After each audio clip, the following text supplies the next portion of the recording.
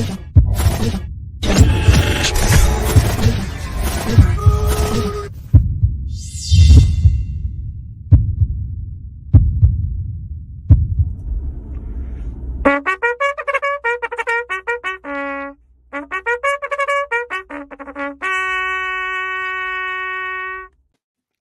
morning and welcome to Tuesday. For those of you who stayed up late, like I did, the sports landscape is just littered with great stories. I don't think any better than the Panthers.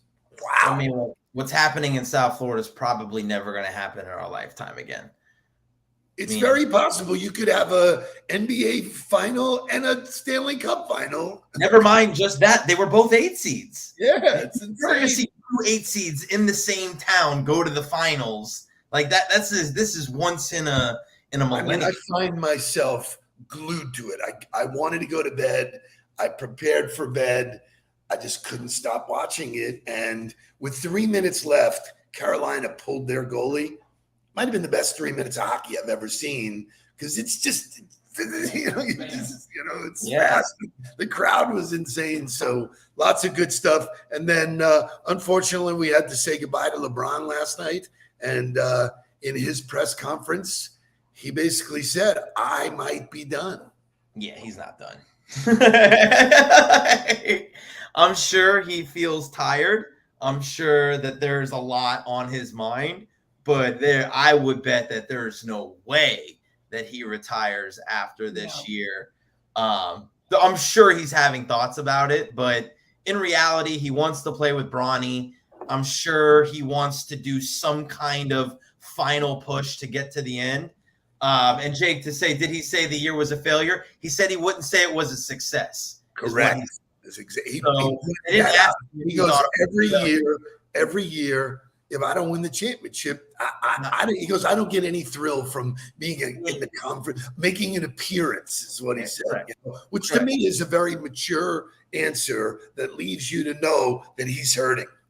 And that there's a standard and that, that it's not okay that they didn't reach the goal and all of that. So while he may not have used the word failure, I think he spoke to it in the direct context of we did not reach a goal that we set, and that's not acceptable. So Jake and I have this conversation almost every day about everything. So is that a failure? Is that a failure? And then your talk about failure is great. So it's good that people are focusing on this conversation. It's a lot of great stuff. Lori, thanks for coming back. I know you are going back to the Heat game again tonight, correct? I am absolutely going to be there, running from an event that ends at 5:45. Get in the car and heading down to Miami. Wow. A loyal fan you are. Insane. Yeah. Mark, I'm assuming you are not going. You chose not to? Yeah, so when they won game 3 and they went up 3-0, I said, well, I'm just going to save it and go to a finals game. Right. Yeah, I've been to an Eastern Conference Finals. The last Eastern Conference Final I went to was against the Detroit Pistons. When we won that game, we were there. With Comcast, right? I remember that. We were there together. So I've been to an Eastern Conference Final. I've never been to a finals game.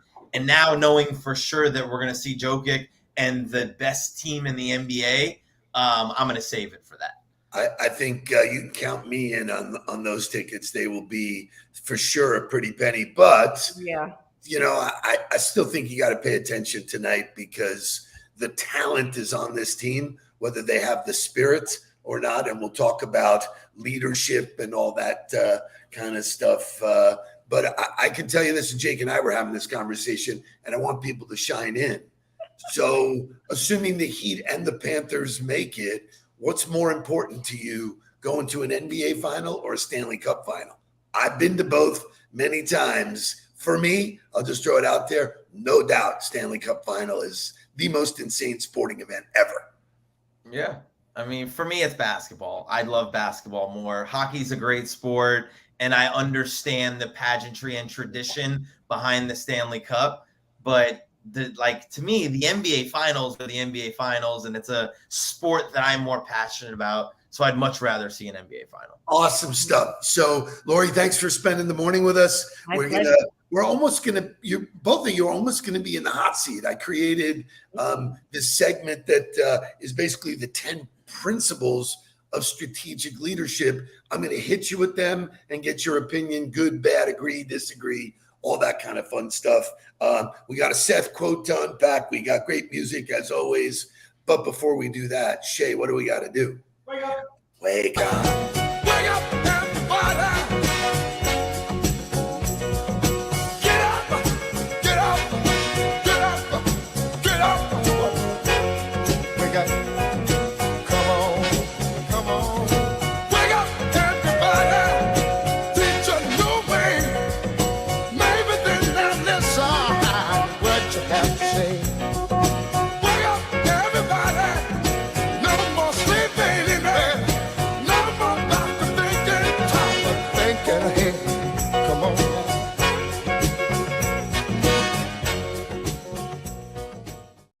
Okay, so I love Double G, you know I do, but he's excited for the parade. Sure.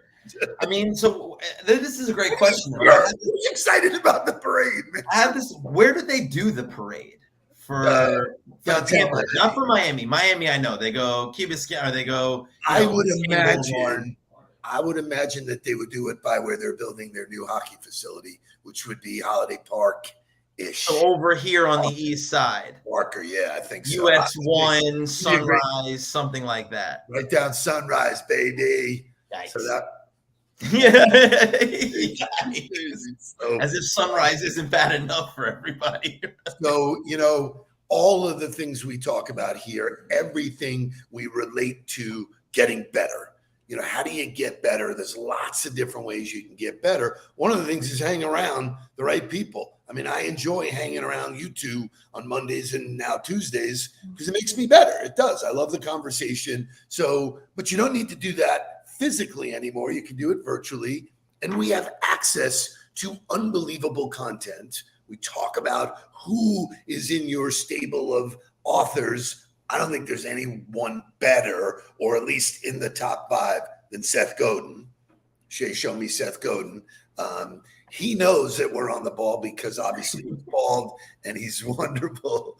But Mark, regularly, he puts out stuff. Today's was incredible. I'm not going to talk about today's. Stevie Wonder one today. Stevie Wonder and Marvin Gaye. That was a good one. So you saw it. See? It's Yeah. unbelievable. So maybe I will go there. So the story is that Marvin Gaye was not a good performer.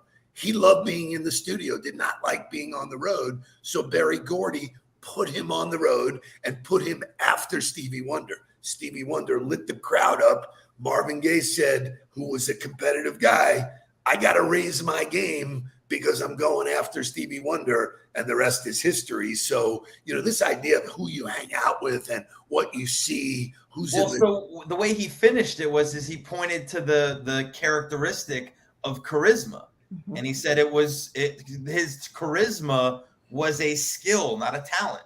It was something that he worked to develop, which then went on to be a great part of his career. But he said, he goes, you have a choice. You have a choice to make it a skill or not.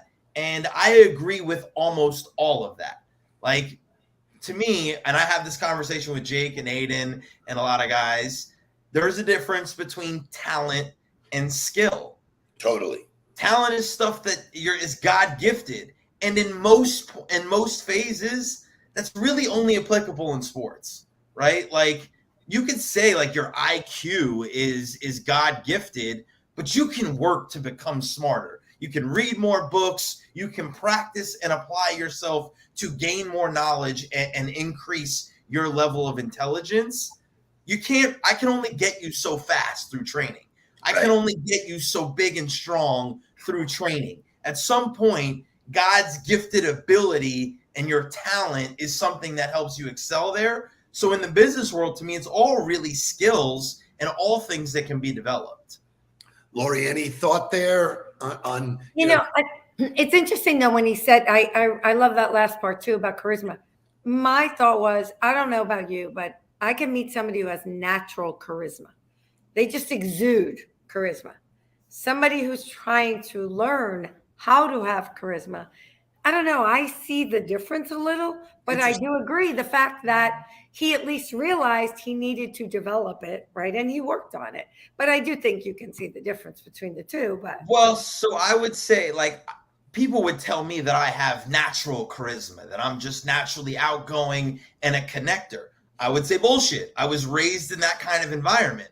I was conditioned to be that way. I was conditioned to be that way through my father, through my grandfather, through my great-grandfather. All of those people helped condition me to be that way. So if you're not exposed to that early in your life, you don't have natural charisma because you haven't been conditioned to follow that behavior. So just because somebody doesn't have it yet, like where are they? You developed it younger versus developing it. So here's an interesting take on this whole conversation. When I go into a company, I go, all right, who's the beast?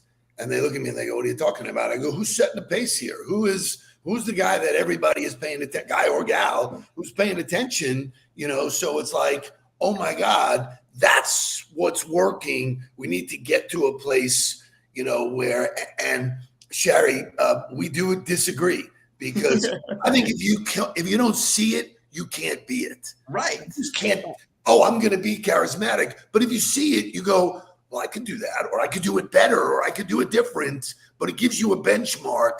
And that's where I think learning, listen, I never hired one salesperson alone. For all of you that are hiring people, I hired 2 or 3 at the same time. And my partners would look at me like, what are you doing? I go, it's competition. Somebody's going to get in there and start leading, and the others are going to pick up the pace because the other one, so I think it is very, very important to have a role model or some example.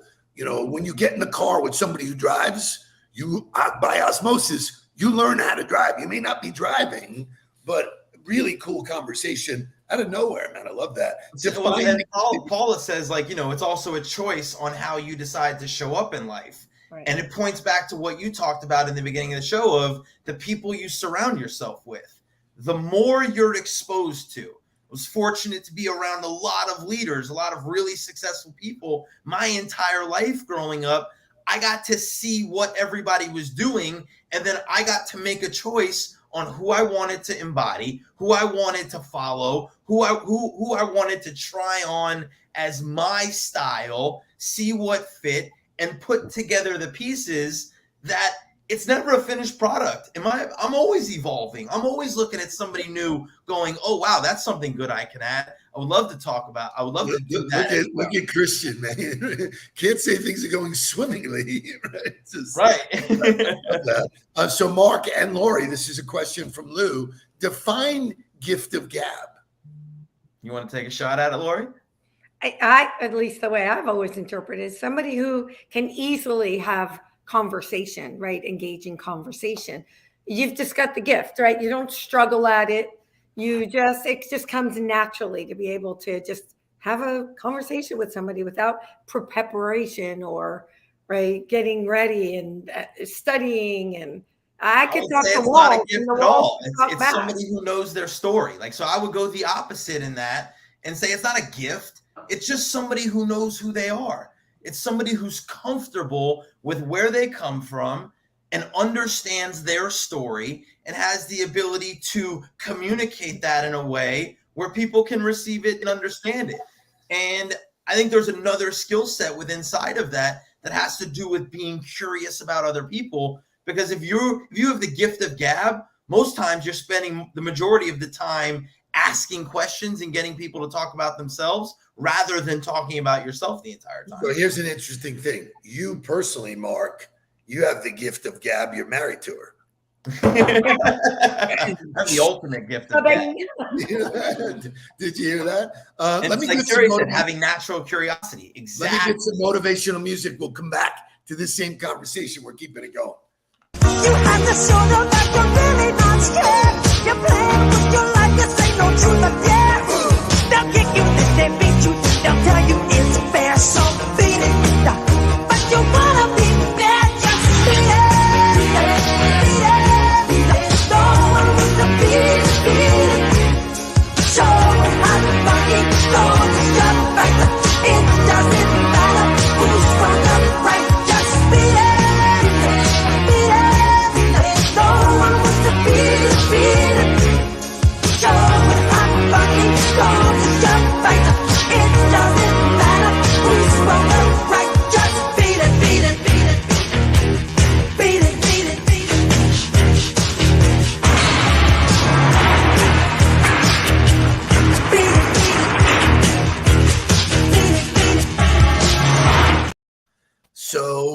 while we're on it, that guy had a gift, man. Yeah. That guy was talented. That guy had a talent to sing. That guy had a voice, but his skill sets were developed through Joe, right? Like, I want to switch this because we're all, at least the three of us, are biz dev minded. You know, we sort of have that revenue generating thing. And this was a question I get posed all the time.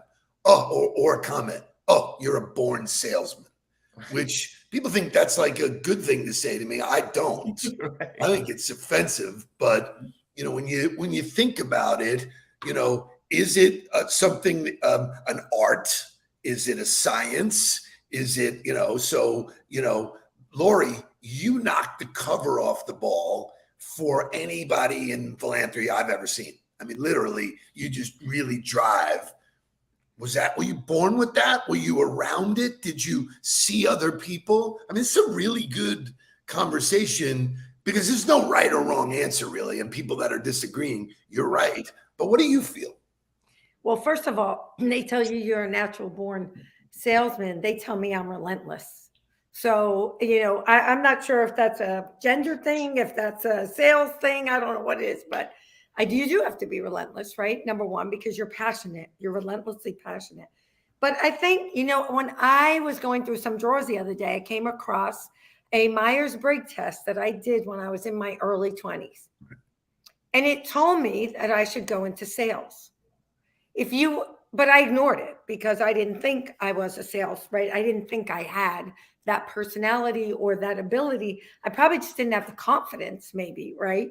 So, but now when I look back on that, I'm like, damn, why didn't I listen to that thing, right? It probably could have been a lot further along in what I do, but maybe not. But so I think I just think for me, it's about passion. I'm not relentless in selling or in raising money about something I don't care about. So for me, it's that I've developed or found my passion. And that's what makes me, I think, right, pretty good at that part of it.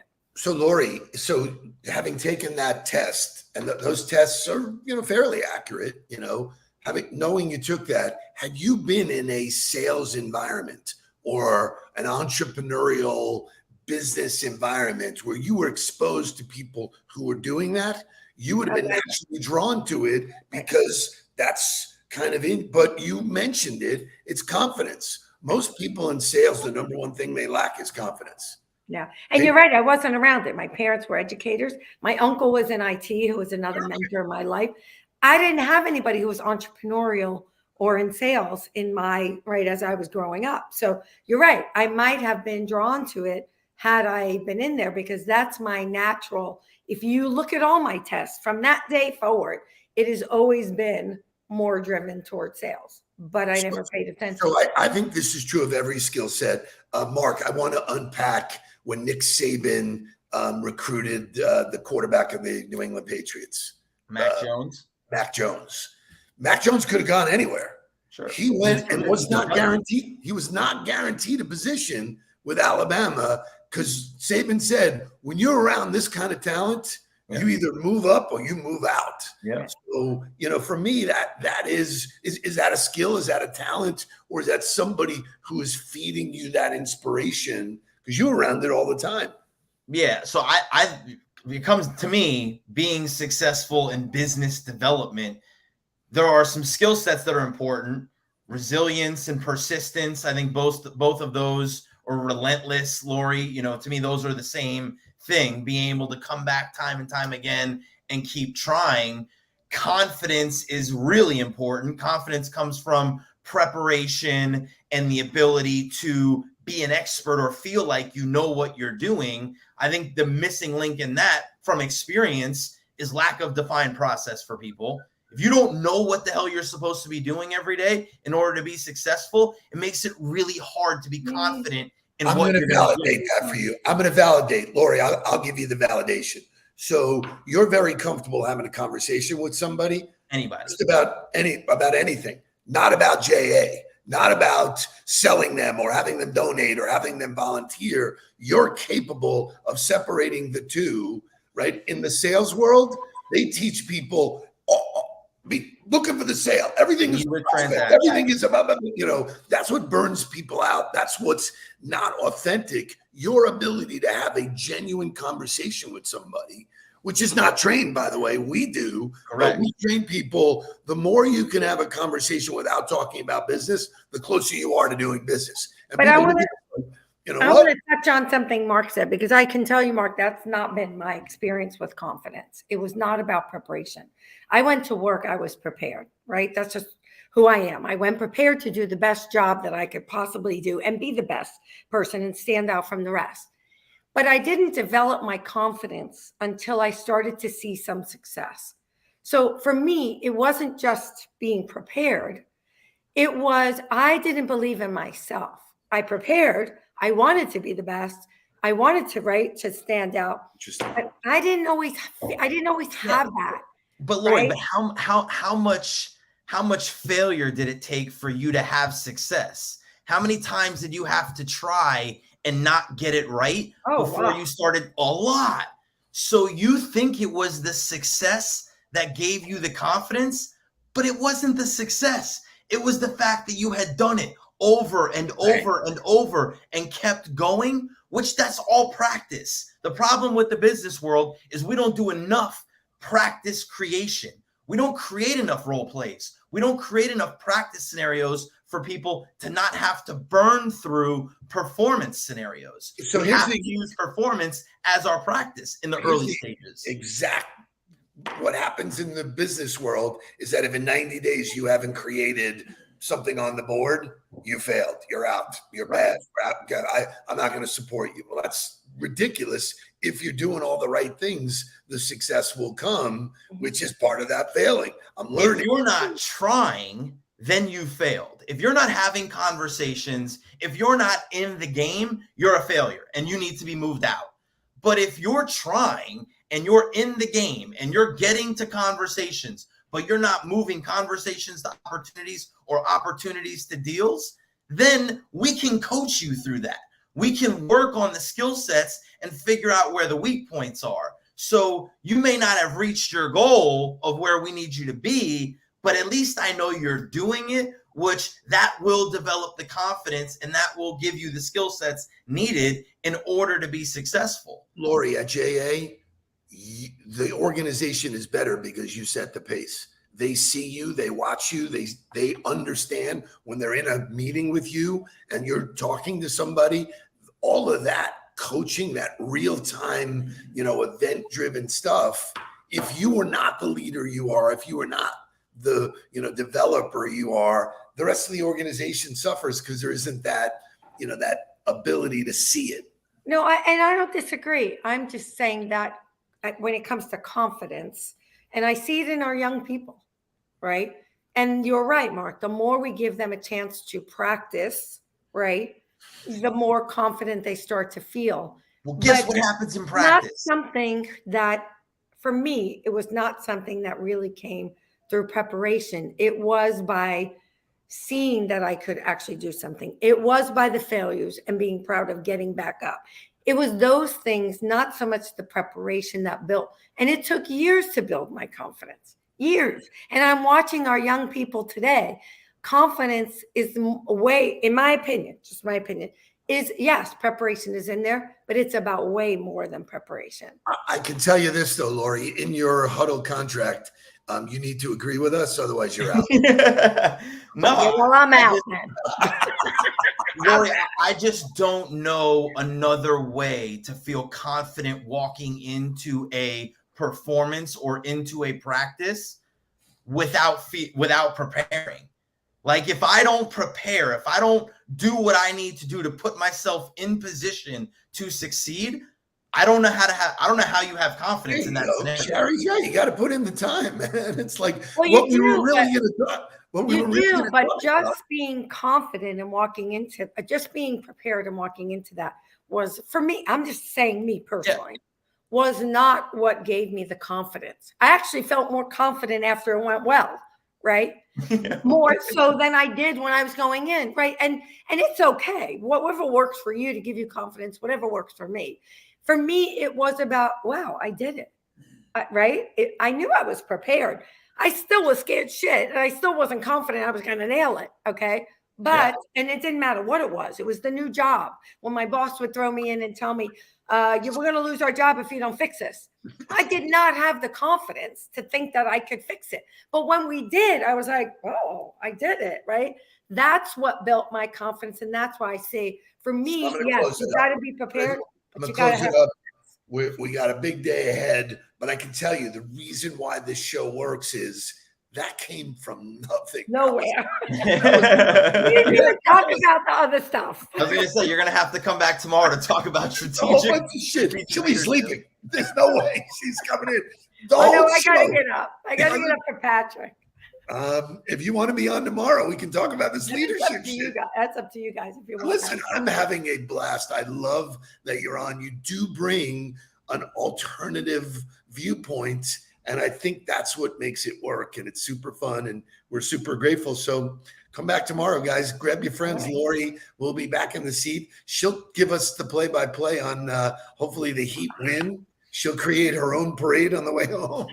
Hopefully, we will be celebrating tomorrow. That'd be awesome. See you tomorrow, everybody. Have a great day. Remember, sign up. We are about to market this outside of the huddle. So if you don't get in, shame on you. Yes, who's coming to JA for the live? Yes. That's what I'm talking about, June 16th, or is it 16th? What's the date? 14th. It's the 14th, June 14th. We will be live and in person, which never happens for the huddle. So make sure that you guys are there. It's going to be a great session about time management after the huddle. So excited to spend that time with you guys. And if you guys are not signed up for our newsletter, head over to ontheball.co so that you can get signed up and we can continue to talk to you all the time. Let's go. Let's get down to business. Please don't worry about me. I'm about to let my heart speak. My friends keep telling me to leave this. So let's get down to business.